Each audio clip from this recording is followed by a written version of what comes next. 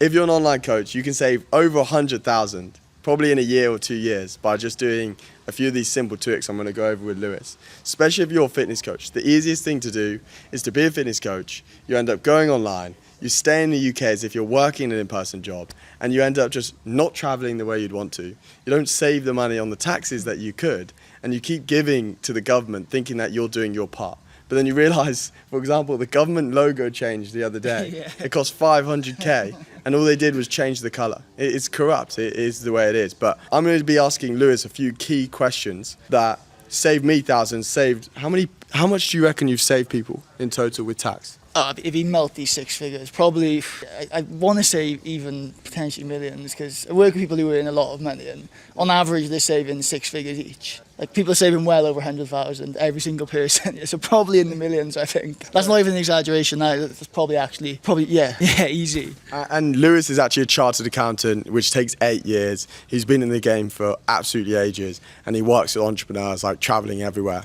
And if you think about, if you save 100,000, or even if you're someone doing 5k a month, and you save, let's say, even £2,000 a month over a year, that's £24,000 every single year. If you put that 24,000 into investment, that got you a 10% return. Over 10 years, that would compound into hundreds of thousands, which is absolutely crazy. So not only with tax are you losing out on that direct amount that you lose, but if you just had that extra income, you're not used to spending it. So you'd just be able to invest it, which would have a whole compounding effect, which would actually save you so much. The first question I have is, let's say you transition online. You've gone from earning 2 to 3k in person, but now earning 2 to 3k online. What would be your first step to just start saving that first bit of tax? It depends. If it's an online income, I'd say the first step is straight away look to leave the UK. Because unless you're physically going to spend a lot of time outside of the UK, you can't benefit from the 0% tax. 2 to 3 grand isn't a lot, but you can still live in Southeast Asia on that and sort of stack your income. You can live relatively well off £2,000 to £3,000 in Southeast Asia. That's right, yeah. And when you're paying 0% tax, you are literally keeping 100% of that. So 2 or 3k in the UK after tax wouldn't be a lot, but 2 or 3k in Southeast Asia can actually go a long way. So someone who's just transitioning online, yeah, the tax savings are not going to be significant for 2 or 3k, but that can then set you up to catapult into scaling and growing. So the first step would be consider relocating. If you don't want to relocate, you can of course pay less tax in the UK, but there's not a lot you can do if you're a UK tax resident. Okay, so first thing you relocate, and by the way, if you're thinking, I relocate, do I lose my passport? You don't lose your passport or anything, you literally just change residency. So you could still go back to the UK residency whenever you wanted. If you do go no tax, you have to wait 5 years from what Lewis has told me before you go back, but you can stack so much income. And probably if you're a younger guy as well, or a younger person, then you can wait 5 years to then go back. You're most likely going to be traveling. Like for me, in the UK, I was paying UK tax, but I was only spending like 1 to 2 months in the UK. So it's just completely pointless anyway. And okay, so let's say you then are like, okay, I'm happy to move abroad. I don't like traveling that much, but I'll stay at different places for like 6 months. I'll still make a home. For me, I don't like moving month after month, but you can stay in a place for like 6 months. So you could do 2 places a year or 3 places a year. You could do 1 place for 6 months, the UK for 3 months, and then another place for 3 months. What's the actual steps to actually going and doing that and actually making that transition? So the first step, obviously, let's say you've relocated, you would have to file the non-residence paperwork with HMRC and let them know that you have left. Yeah. Second step, then, we would need to form a company in the country with low tax rates. There are loads of different options out there. Let's take the UAE, for example. So if you set up a company in the UAE free zone, you would pay 0% corporate tax on any profits that you make. Then obviously the simple, straightforward answer would just be live in Dubai and pay 0% tax on any income. But like you've said, a lot of online entrepreneurs like to move around. So you can still benefit by paying 0% tax, but you just have to choose the countries that you spend your time in quite strategically. So I think that's quite a big misconception. I think that's one of the misconceptions you had. You just thought, obviously I won't give you deals away, but you were like, I don't want to live in Dubai full time. And I was like, yeah, no one really does. But everyone just seems to think that's the only option when it's really, really not. Yeah. 100%. So first thing you got to do is find the country that actually you can live in low tax wise, that you enjoy.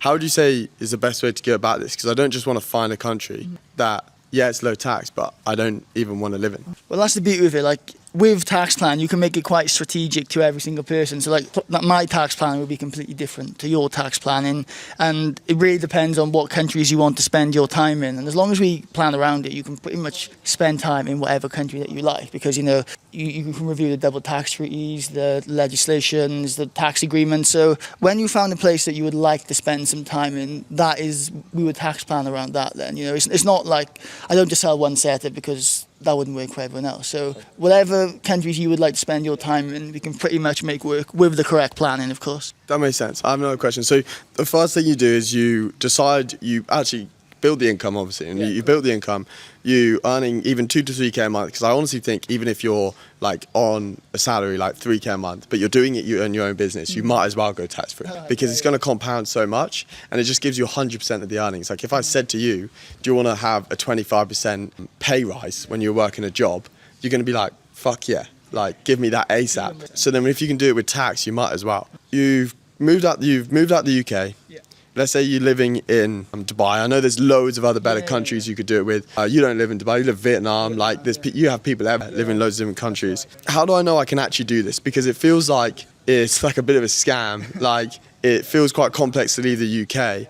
And what happens if I end up wanting to come back to the UK a bit quicker? So that is a common misconception. A lot of people do think it's a scam, but it's really not. Like HMRC legislation is black and white, and as long as you follow the conditions, the criteria, the legislation line by line, and we're comfortable that you are satisfying every single test, then you are a non-UK tax resident. That is what the first part of the plan is. How's that defined? Non-UK tax resident. In short, if you're a non-UK tax resident, you're not taxed on your worldwide income. But if you are a UK tax resident, you are taxed on the money that you make anywhere across the world. So let's say you set up a company in Dubai or Hong Kong or whatever. If you're a UK tax resident, it wouldn't matter, because the UK would tax you on that. So the first step then is become a non-UK tax resident. And the UK, even though the tax rates are bad if you're in the UK, as long as you follow the guidance and the rules, you can actually get out really easily. Yeah, and you can pay 0% tax. But it is important that you follow these tests, because you see a lot of people, they leave the UK and they automatically think that they're a non-UK tax resident, but that's not always the case at all. And Lewis was telling me basically, and it's something I've researched into a lot, you have different ties to the UK. So for example, I own a UK property, I have one tie. If you have kids in the UK, that counts as another tie. Right. Even if you have a lot of ties, you can still get out of the UK, but it's about reducing them, because the less ties you have, the longer you can spend in the UK without actually having to be a tax resident there. So if you have less ties, you can probably go back to the UK for over 90 days actually, spend that time in the UK and spend the time abroad without paying UK tax. But if you have more ties, then you might only be able to do 30 days in the UK.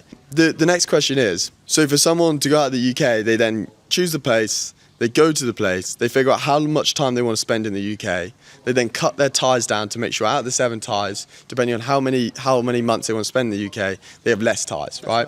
At this point, like how much is this all going to cost for this to happen? For my fees or in general? Just in general. So obviously you've got my advisory fees, which depends on the complexity of the advice, but with the structure you're probably going to be looking around £5,000 all in, because let's say for example you want to set up in the UAE. The UAE government has fixed costs that I can't change, so usually it's a couple of £1,000. Like as a tax advisor, I can't change that. That just goes straight to the UAE government. So whatever country you set up in, there will be costs of that jurisdiction. Like the UAE costs a certain amount, Hong Kong costs a certain amount, Singapore costs a certain amount. So that is fixed. Then once that is done, then you will just have your annual compliance and reporting costs in whatever country that we set up in. And then on top of that, then you'll just every year need to file your non-residence paperwork to HMRC. So there's like 3 or 4 different moving parts, but when you bring it all together, when you're saving 50% in tax, but I would say ballpark figure, probably looking about 5k. Okay. So I mean, if you're, let's say, earning 3k a month and you save 30% tax,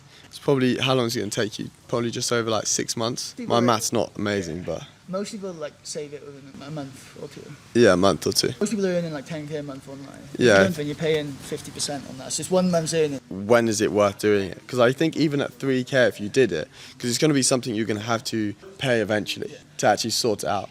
So I'm thinking you might as well, would you not say it's better off doing it early than later? I would say if you're planning to scale, it's definitely better doing it from the start, because with tax planning, you can't go backwards, it's only forward. So once that income has hit your bank, once the taxable event has occurred, you can't really do anything about it. Like say you're making 2 or 3 grand a month with no intentions to scale, maybe it might not be worth it. But if you're making like 2, 3 or even 5 grand a month, but you know you're going to be pushing to these 10, 20, 30 grand months, it's like, why would you delay it? The only thing you're doing by delaying it is making yourself pay more tax, because you can't go backwards with tax planning. Yeah. That makes sense. I have 2 more quick questions before we finish up. By the way, guys, Lewis actually does some work within the community with some of the people that we coach, we scale guys, and then when they come, like one of the easiest, Lewis actually, by the way, you might be thinking, why me, Lewis, here just talking about this? He actually does some work within the community. When the guys scale, we actually help them with their tax, because, yes, consistently we're looking at how to add more profit to the business, how to get better results for them, how can they get better results for their clients so they can build a more sustainable business. But at some point, it just gets the easiest thing to do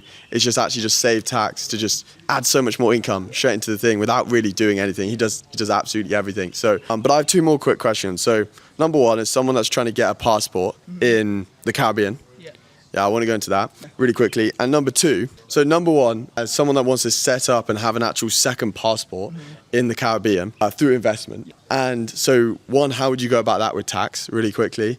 And then number 2 is, how long does all of this take to make that transition? Okay, so the first one about the second passport, there are so many options out there. Usually it's by investment, and you're like, baseline, you're looking like 100 to 200k for generally the cheapest passport by investments, and some of them can go up to the millions. So you're looking at, like, 6 figures to buy a second passport. But when your income scales, it's a great tool to have. So I'd say if you've got excess capital, you might want to consider it. But until you're scaling at silly money, then it's not worth it. You can do like passports by naturalization and spending time in countries, but unless you want to go and like build a base somewhere, if you just want to get a passport by investing, it's basically pay to play. Yeah. But it's still a good option. When your income scales, it's definitely worth considering. And then the second thing, how long does this all take? So the company structure setup, usually you're looking like 2 weeks, but then with all of the advisory, exiting the UK, it can take 4 to 6 weeks. It really depends on the individual. Okay, some people might have a clean exit and we might be able to get them